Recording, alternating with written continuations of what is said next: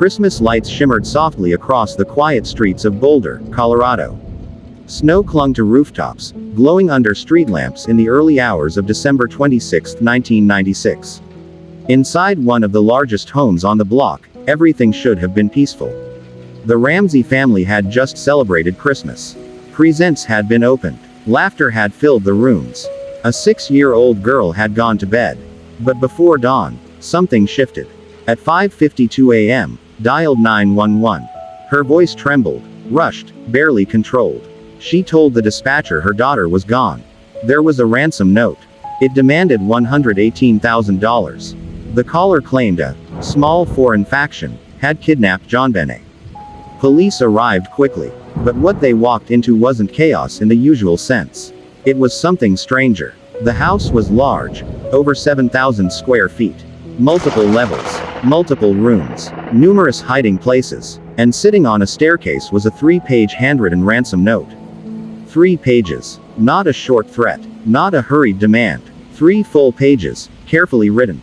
The note warned the family not to contact authorities. It instructed John Ramsey to withdraw exactly $118,000, the precise amount of his recent Christmas bonus from his company. The specificity was chilling. It suggested knowledge of the family's finances. Knowledge that wasn't publicly advertised. But the Ramseys called police anyway. And that decision would shape everything that followed. Officers treated the case as a kidnapping. Friends were invited over to support the family. People moved freely through the home. The kitchen counters were touched.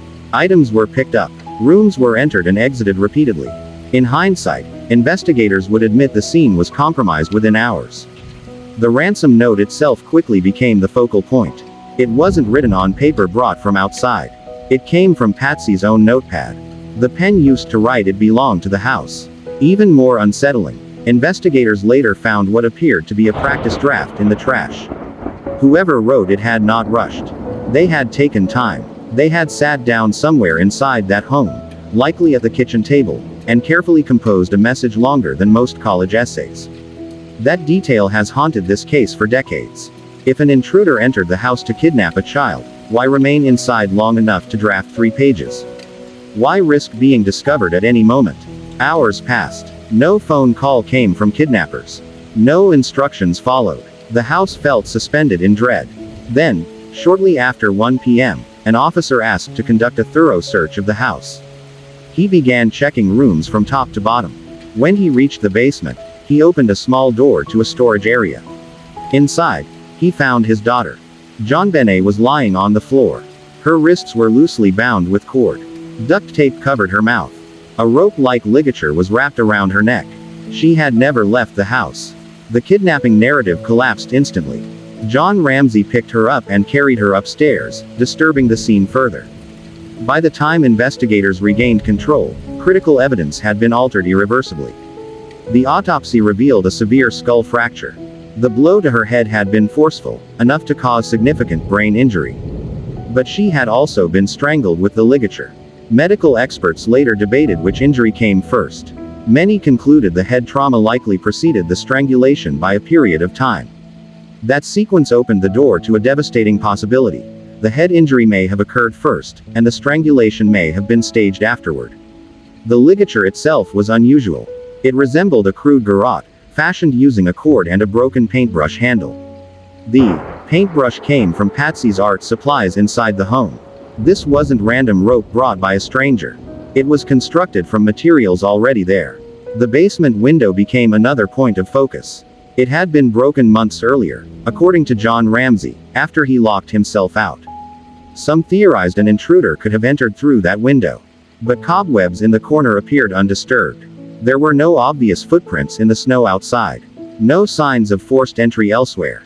If someone broke in, they were exceptionally careful. If someone didn't break in, then the implications were far darker. One of the most debated details was the bowl of pineapple found on the kitchen table. JonBenét had pineapple in her stomach at the time of the autopsy. Yet Patsy had stated that her daughter was asleep when they returned home from a Christmas party and went straight to bed. If JonBenét ate pineapple that night, she had not remained asleep. Fingerprints were found on the bowl. But in a house filled with family and guests, determining exactly when it had been prepared became complicated. Still, the timeline did not align neatly with the story presented that morning. Handwriting experts examined the ransom note extensively. Some believed Patsy Ramsey could not be ruled out as the writer. Others argued the similarities were inconclusive. No definitive match was made. But the inability to eliminate her fueled suspicion publicly. Media attention intensified rapidly. The image of a young beauty queen, complete with pageant photos, became the face of the tragedy. Critics argued that the focus on her pageant life distorted the narrative. Supporters insisted it was part of understanding her world. Public opinion divided sharply. One side believed the evidence pointed inward, that something happened inside the home that night, perhaps an accident or moment of rage, followed by an elaborate staging attempt to avoid consequences. In this version, the ransom note becomes a desperate misdirection. The garrote, an attempt to reinforce the kidnapping illusion. The other side argued that an intruder entered the home while the family was at the party, hid inside, and acted while they slept. They point to the unknown male DNA later discovered in JonBenét's underwear as critical evidence. That DNA did not match John Ramsey. It did not match other known suspects at the time. Advancements in DNA testing years later strengthened the profile. Some investigators have argued this supports the intruder theory. Others caution that the DNA sample was small and could have been transferred during clothing manufacturing or secondary contact. The debate has never ended. In 1999, a grand jury reviewed months of testimony. They voted to indict the Ramseys on charges related to child abuse resulting in death. But the district attorney declined to sign the indictment, stating there was insufficient evidence to guarantee a conviction. The indictment remained sealed for years before becoming public knowledge. That revelation reignited controversy. A grand jury had believed enough evidence existed. Yet prosecutors hesitated. Over time, the case became less about discovering a perpetrator and more about arguing interpretation. Every piece of evidence seemed to point in multiple directions at once. The ransom note's phrasing echoed lines from action films. The demand matched John's bonus precisely. The garrote was constructed from household materials. The pineapple contradicted statements. The DNA complicated everything. Nearly 3 decades later, the murder of JonBenét Ramsey remains officially unsolved. The Christmas lights that once framed the family home have long since been taken down. The neighborhood returned to quiet normalcy. But the questions linger. Why write a ransom note if the child was already dead? Why stay inside the house long enough to compose it? Why construct a garrote from a paintbrush handle? Why demand such a specific amount? And why has no one been definitively charged? The truth may have slipped away in the first chaotic hours of that morning, lost between panic, contamination, and confusion. Or it may still exist, waiting inside evidence that has yet to be fully understood. The first hours of the investigation were chaotic. But the months that followed were something else entirely. Behind closed doors, detectives began reconstructing every movement inside the Ramsey home on Christmas night. They analyzed language patterns in the ransom note. They measured basement dimensions. They mapped timelines down to the minute. And slowly, 2 dominant theories began to take shape. One suggested the killer came from outside. The other suggested the truth never left the house. In 1999, nearly 3 years after JonBenét's death, a grand jury convened. For 13 months, prosecutors presented evidence. Witnesses testified. Experts debated forensic findings. The public waited. When the proceedings concluded, the grand jury voted to indict on charges related to child abuse resulting in death and hindering prosecution. But the district attorney refused to sign the indictment. He stated there was not enough evidence to secure a conviction. The case did not go to trial. For years, the public didn't even know the indictment had existed. When it was eventually unsealed, it reignited outrage and suspicion. A grand jury believed there was probable cause. Yet prosecutors believed it would not hold up in court. That divide mirrored the national debate. Supporters of the intruder theory pointed to DNA evidence discovered in JonBenét's underwear. The genetic material belonged to an unknown male. It did not match John Ramsey. It did not match other immediate family members. As forensic technology improved, the DNA profile was re-examined. Some argued it was strong enough to suggest an outsider's involvement. Others countered that the amount of DNA was extremely small, possibly trace or transfer DNA from the manufacturing process of the clothing itself. If the DNA belonged to the killer, it was a breakthrough. If it was contamination, it was a red herring. And the uncertainty has persisted for decades. Then there was the ransom note, perhaps the most psychologically complex piece of evidence in the entire case.